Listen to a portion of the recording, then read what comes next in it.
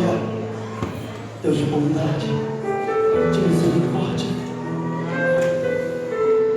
Eu não sei como você entrou aqui nessa manhã, meu querido. Eu não sei como está o seu coração. Mas eu quero te dizer uma coisa nessa manhã. Há esperança para cada um de nós. Há esperança para o ferido, como árvore cortado, marcado pela dor. Ainda que na terra envelheça a raiz e no chão abandonado seu tronco morrer. Oh Jesus, a esperança para o ferido, como árvore cortado, marcado pela dor. Ainda que na terra envelheça a raiz e no chão abandonado seu tronco. A esperança para você, meu querido. A esperança. Aleluia! Ao cheiro das águas brotará todo planta nova, florescerá, seus ramos se renovarão. Não cessarão os seus frutos e viverá. Oh, creia nisso, meu irmão. Ele está aqui para te abençoar, para te ouvir, para estender a esperança para o ferido, como árvore cortado, marcado pela dor. Ainda que na terra envelheça a raiz e no chão abandonado seu tronco. Creia nisso, meu querido, a esperança para você, ao cheiro das águas brotará, como planta nova, florescerá, seus ramos se renovarão. É isso! Não cessarão os seus frutos e viverá ao cheiro das águas brotará da nova, florescerá, seus ramos se renovarão. Não cessarão os seus frutos e viverá, seus ramos se renovarão. Não cessarão os seus frutos e viverá. Nós vivemos para a honra e para a glória do Senhor.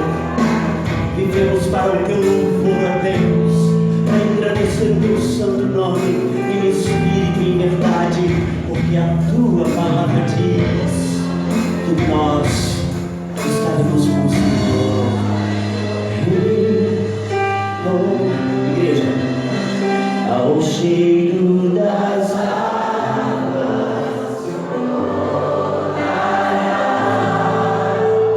como planta nova,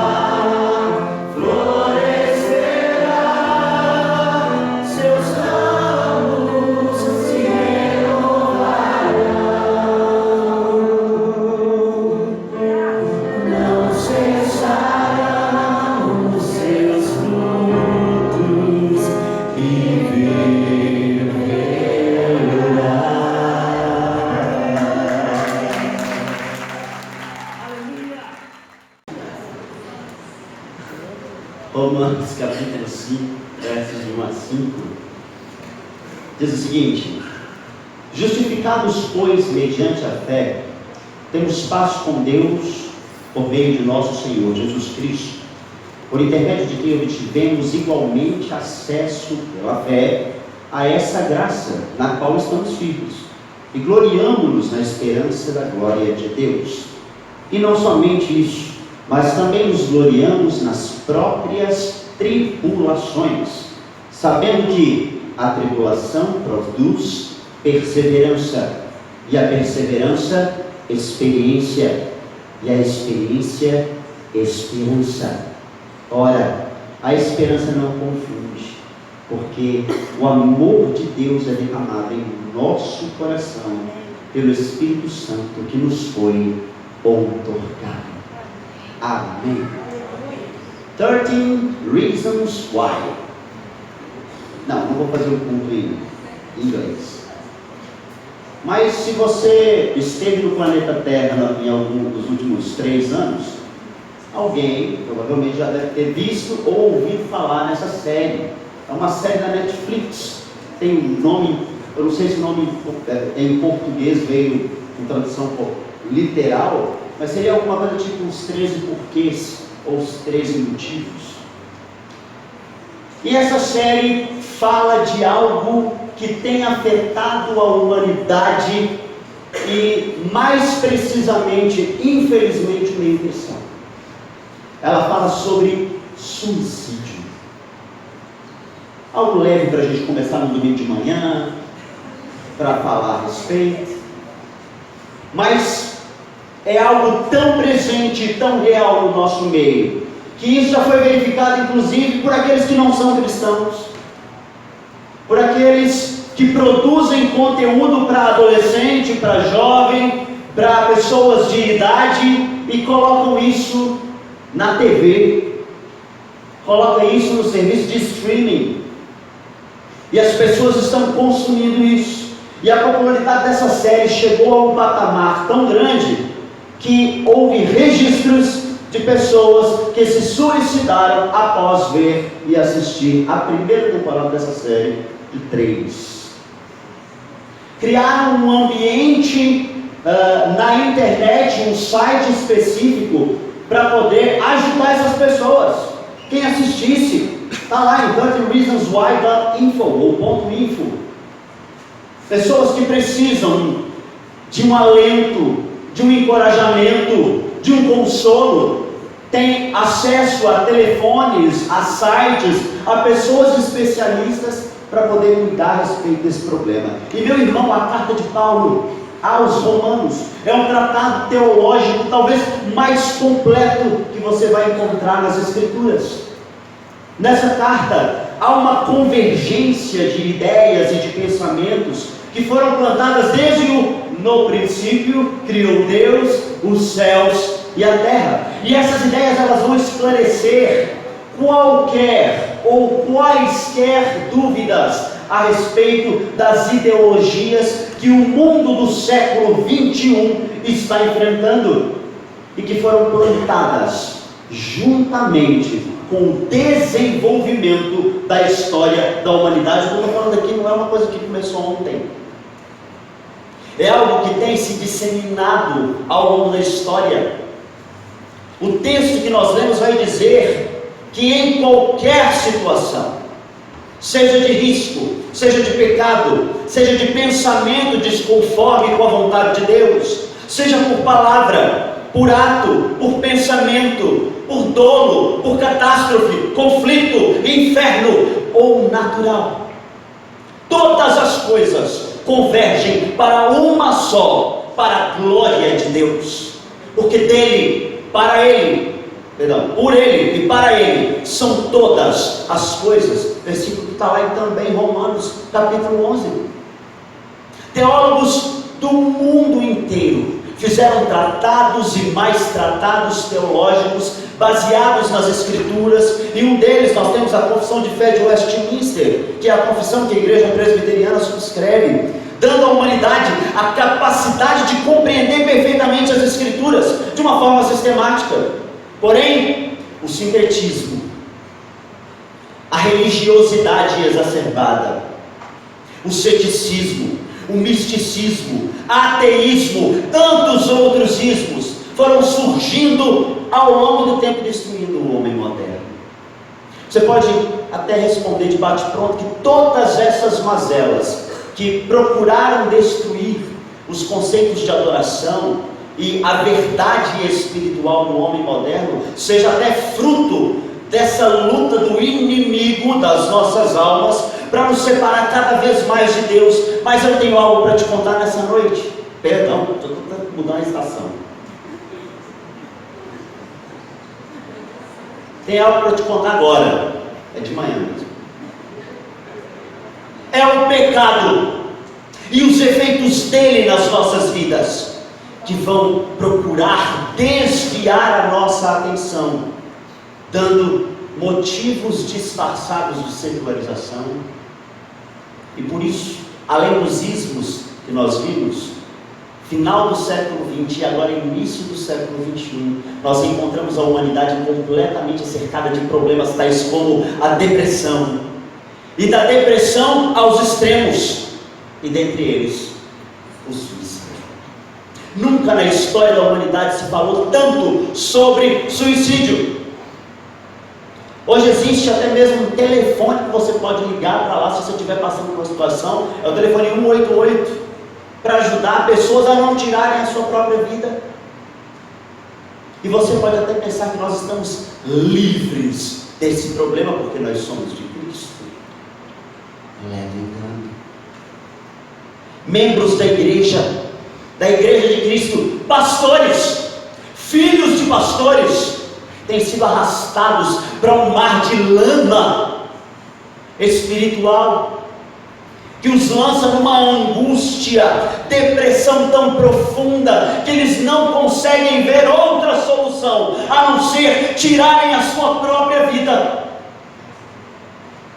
Como o exemplo da moça da série. Você pode até achar que é ficção, porém na realidade é tão real que já atingiu os muros da igreja. Mas não somente hoje, não no século XVII, quando foram feitos o tratado teológico dos primeiros puritanos.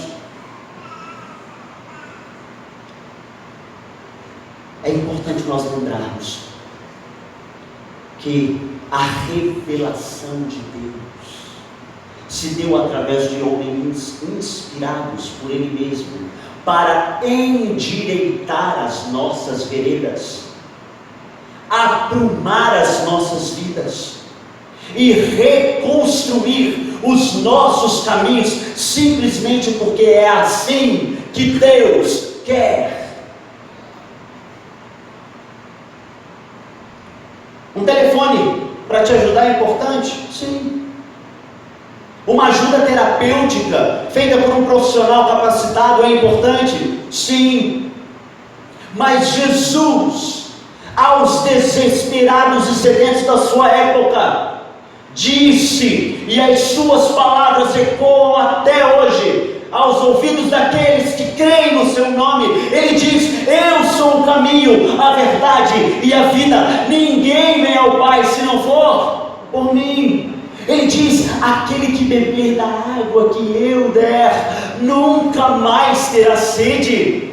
Ele diz: bem-aventurados aqueles que sofrem perseguição por amor do meu nome, porque deles é o reino dos céus. Mas ele diz também: bem-aventurados os que choram, porque serão consolados.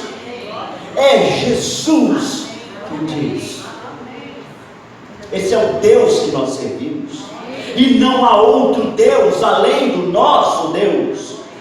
O Deus que encontra o perdido, o Deus que vence as nossas batalhas, Deus que se denomina como eu sou o Senhor dos exércitos, Deus que nunca abandonou o seu povo, Deus que escolheu o seu povo e chama esse povo de propriedade exclusiva.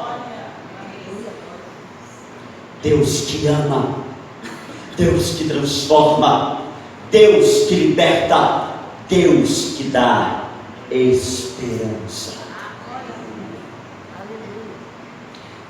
E é esse o convite que o salmista faz a todos nós, como o presbítero Renato disse, leu agora há pouco: por que estás abatida, ó minha alma? Por que te perturbas dentro de mim? E a resposta vem logo em seguida: espera em Deus, pois eu ainda o louvarei. Ele é a salvação da minha face, Ele é o Deus meu, o meu auxílio, o meu refúgio. Por isso que o crente fiel, quando chora, chora na presença do Senhor. O crente fiel vem aqui para frente, pega o microfone e começa a louvar o nome desse Deus maravilhoso. O crente fiel vem até a igreja no momento de dor e de angústia, e mesmo com o coração às vezes estraçalhado, ele adora o nome desse Deus. Porque ninguém está livre disso. É essa a esperança que Paulo vem trazer através desse tratado que lemos no capítulo 5 de Romanos. E nós vamos ver hoje pelo menos 3 motivos pelos quais os crentes em Jesus não precisam se entregar aos efeitos malignos da secularização, da pós-modernidade, por causa da ação específica do Filho de Deus, quando Ele se encarnou e se fez homem por nós. Eu preciso dizer uma coisa para você nessa manhã. Como nós cantamos, há esperança para você. A primeira coisa que eu aprendo com esse texto, dá uma olhada no verso 1 de Romanos capítulo 5, mantenha a sua Bíblia aberta. Diz: justificados, pois, mediante a fé, temos paz com Deus, por meio do nosso Senhor Jesus Cristo. O que eu aprendo é que a graça de Deus, como nós falamos aqui na escola dominical agora há pouco, com o presbítero Toninho aqui, o favor imerecido, a graça irresistível do nosso Senhor Jesus é que nos acompanha, é o que nos justifica. Eu já contei essa história aqui na Betel, mas como o nosso público às vezes é variado, vem, vai, volta, vem. Às vezes quem está de manhã não está à noite não está de manhã, esse tipo de coisa acontece. Mas como o nosso público é variado, é importante a gente frisar alguns conceitos.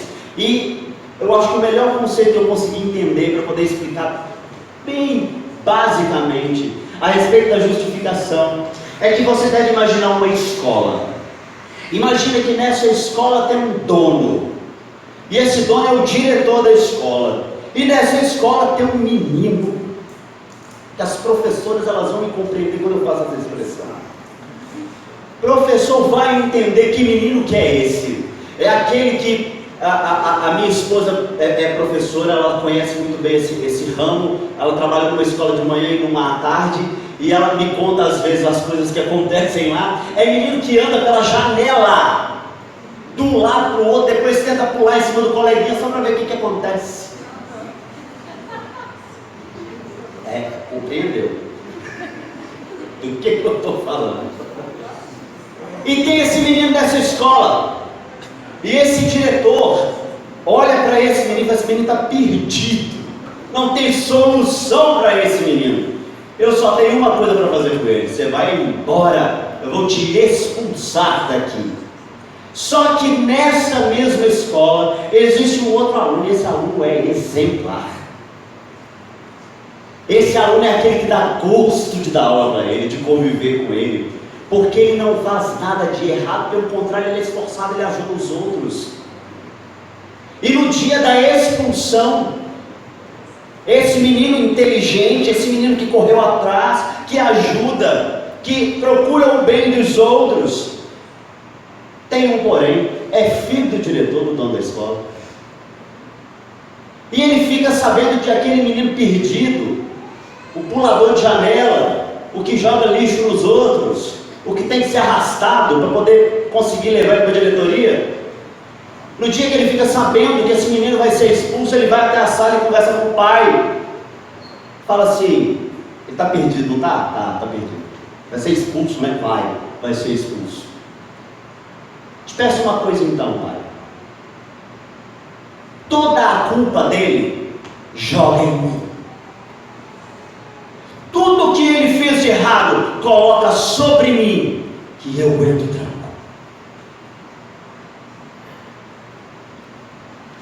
E é exatamente isso que Deus fez por cada um de nós.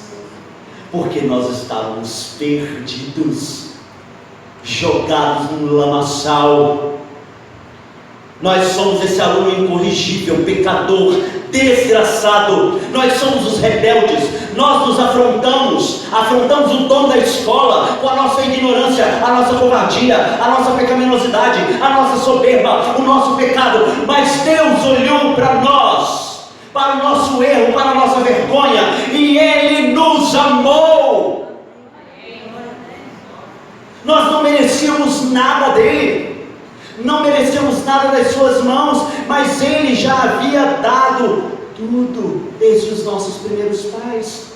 Mas o primeiro homem escolheu o caminho mau. O primeiro homem condenou toda a humanidade ao erro eterno, à morte espiritual. E é por isso que Paulo diz aos Romanos, a partir do capítulo 1, a partir do capítulo 1, versículo 21, que diz: porquanto, tendo conhecido a Deus, contudo não glorificaram Deus, nem lhe deram graças, antes nas suas especulações se desvaneceram, e o seu coração insensato se obscureceu, dizendo-se sábios, tornaram-se estultos, e mudaram a glória do Deus incorruptível, em semelhança da imagem de homem corruptível, e de aves, e de quadrúpedes, e de répteis, pelo que Deus os entregou às paixões infames, porque as suas mulheres mudaram o uso natural do que é contrário à natureza. Semelhantemente também os varões, deixando o uso natural da mulher, se inflamaram em sua sensualidade uns para com os outros, varão com varão, cometendo torpeza e recebendo em si mesmos a devida recompensa do seu erro. Mas apesar disso, Deus fez uma aliança com o seu povo. A encarnação do Verbo é o resultado. O despojamento da glória do seu filho, o outro aluno, aquele que era verdadeiramente bom, e por ter se entregado voluntariamente para morrer numa cruz, deu-nos o poder de sermos chamados filhos de Deus. Nós fomos adotados. E agora o castigo, a concupiscência, a dor, a miserabilidade, o inferno não mais se torna o destino daqueles que se voltaram contra o Senhor. Agora o Filho de Deus se fez castigo por nós e nos deu vida eterna. Tudo por graça. A justificação nada mais é do que nós estávamos mortos nos nossos delitos e pecados, mas Ele nos deu vida. Morto, meu querido, não pode fazer nada além de continuar. Então Ele nos deu vida. Deus colocou a justiça de Cristo em nós, os méritos de Cristo no homem, e por isso nós fomos restaurados à imagem e semelhança do nosso Deus. O mundo pode estar condenado, lançado nas mãos do inimigo, e isso é motivo para chorar. Mas Ele nos deu vida com a sua morte, e esta vida, diz a Bíblia, que é uma vida em abundância. Segunda coisa que eu preciso entender, verso 2, parte A desse versículo diz: por intermédio de quem obtivemos igualmente acesso pela fé a essa graça, na qual estamos firmes. A graça de Deus é que nos mantém firmes, em pé.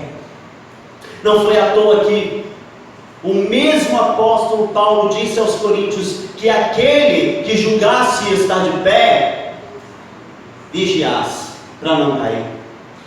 A graça de Deus é suficiente para alcançar o perdido? Sim!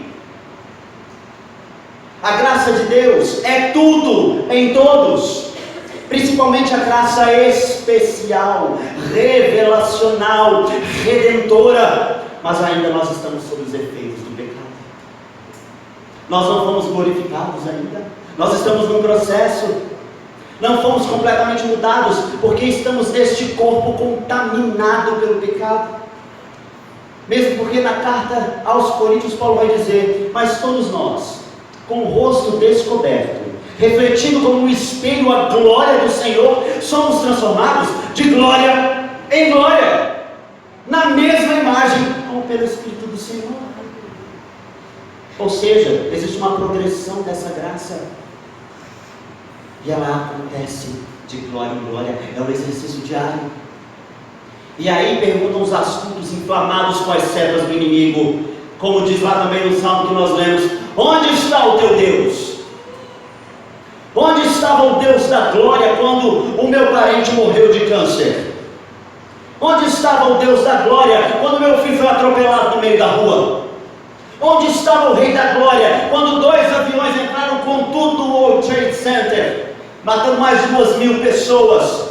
Onde estava o Deus da Glória quando em 2014 um tsunami atinge a Indonésia e mata mais de 220.000 pessoas? Onde estava o Deus da Glória? O Deus da Glória sempre esteve no mesmo lugar. O Deus da glória estava em todo o tempo assentado sobre um alto e sublime trono, rodeado de anjos cantando: Santo, Santo, Santo é o Senhor dos exércitos, toda a terra está cheia da sua glória.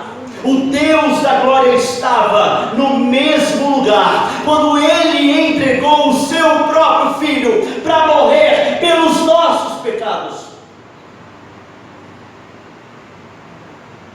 Aqueles a quem Ele escolheu desde a eternidade. Deus sabe a dor de perder um filho. Deus conhece a dor de um homem que perdeu qualquer traço da vontade de continuar a viver. E a presença de Deus é a única capaz de consolar o perdido nos seus piores extremos. Terceiro e último lugar, a partir do verso P, a parte P do versículo de número 2, diz: e gloriamo-nos da esperança da glória de Deus. E não somente isso, mas também nos gloriamos nas próprias tribulações, sabendo que a tribulação produz perseverança, a perseverança produz experiência, e a experiência, esperança.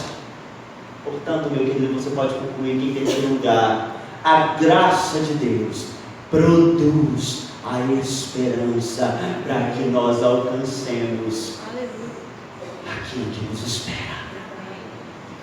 O grande tema da carta aos Romanos é a essência da vida e a morte de Cristo.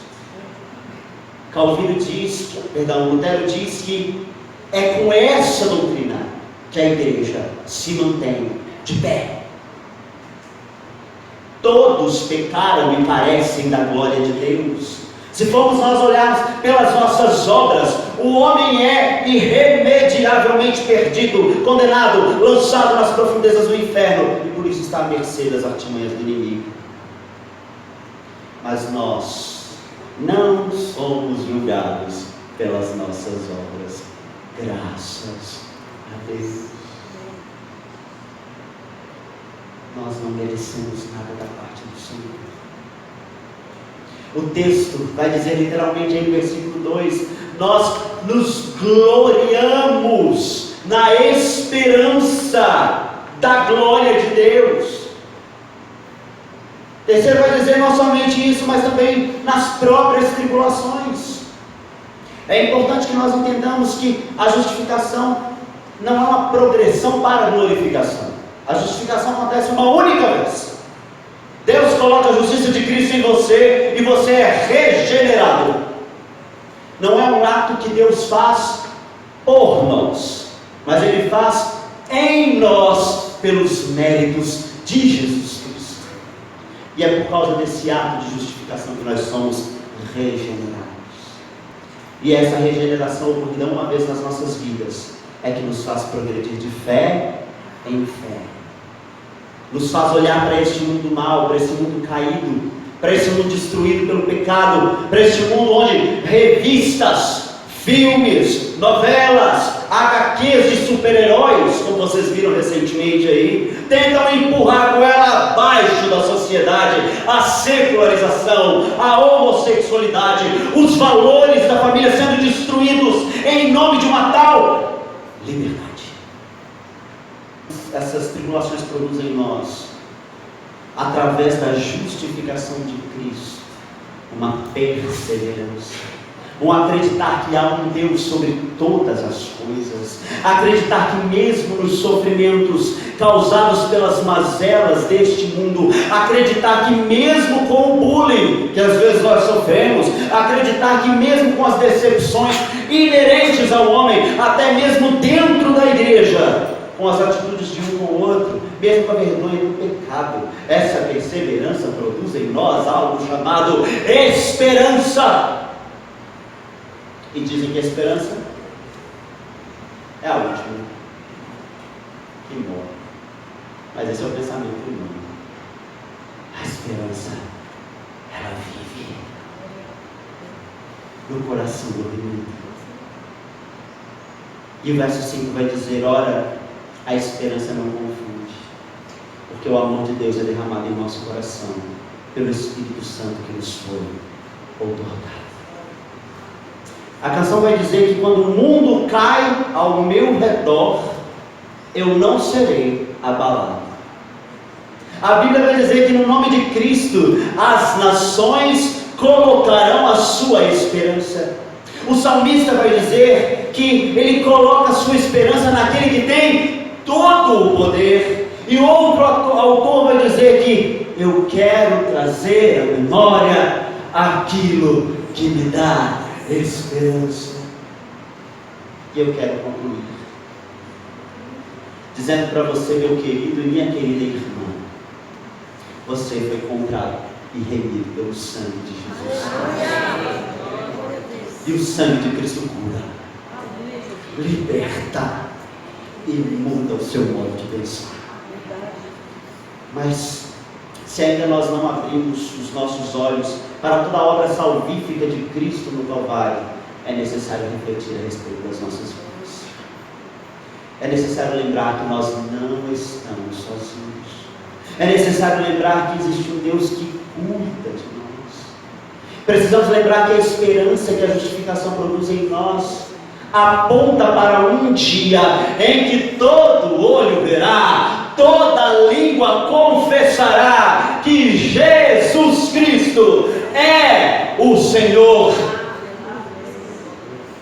Precisamos lembrar que essa mesma esperança permitirá que nós olhemos para as brancas nuvens e veremos a refulgente glória do Senhor Jesus transpondo as brancas nuvens. Precisamos lembrar que em meio às lágrimas, sorrisos de alegria, e em meio a muito prazer, nós que éramos cegos, mortos, perdidos, poderemos ver, contemplar, enfim, o retorno da glória do nosso Senhor Jesus. E somente a Ele cantamos glória, glória ao Autor da nossa fé.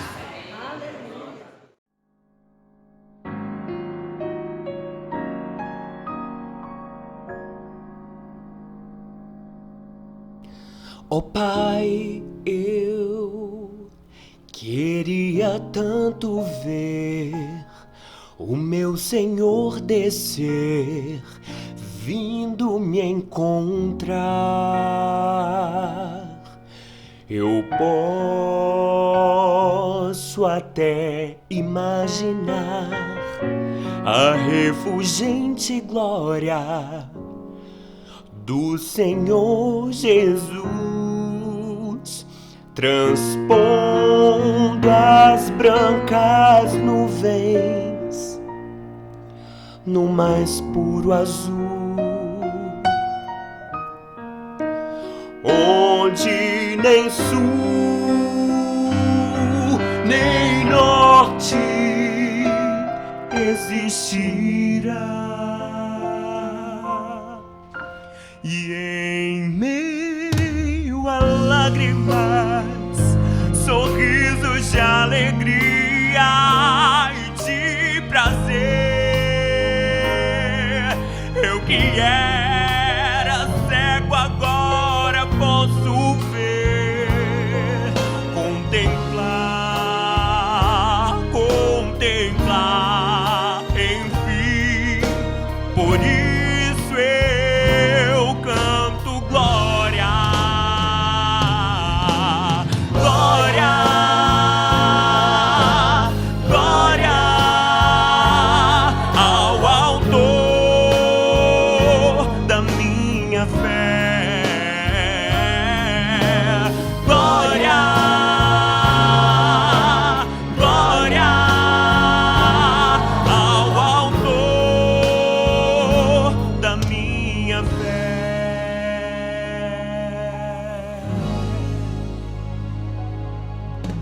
Ó Pai, eu queria tanto, tanto ouvir o som que vai abrir o encontro triunfal, rever amigos que um dia em Cristo foram feitos meus irmãos, e agora aqui podemos dar as mãos, pois temos todos somente um só Senhor. E eis o consolo que envolve a minha vida, o meu Senhor Jesus, que foi morto sim naquela cruz, voltará, enfim. Por isso eu canto glória, glória, glória ao Autor da minha fé, glória, glória ao Autor da minha fé.